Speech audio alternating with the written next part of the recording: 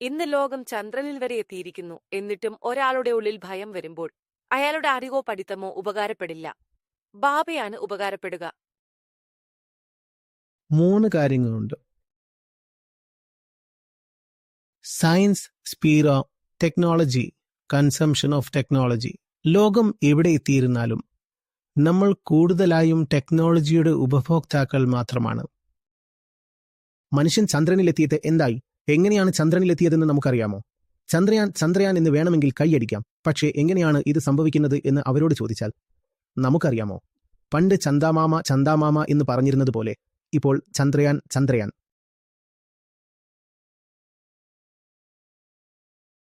ശാസ്ത്രീയമായ ഒരു മനോഭാവം നമ്മളിൽ വന്നിട്ടില്ല. ഉള്ളിൽ നിന്ന് നമ്മൾ പഴയ മൃഗങ്ങളായി തന്നെ അവശേഷിച്ചു. ടെക്നോളജി സ്മാർട്ട് ഫോൺ നമ്മുടെ കൈകളിൽ വന്നു. അപ്പോൾ നിങ്ങൾ ആ സ്മാർട്ട് ഫോൺ എന്തിനാണ് ഉപയോഗിക്കുന്നത്? ബാബാജിയുടെ വീഡിയോകൾ ഇവിടെയും അവിടെയും വൈറലാക്കാൻ വേണ്ടി.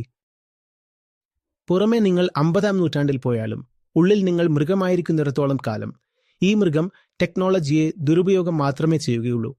ചിന്തയുടെ ഒരു തീവ്രതയാണ് അത്.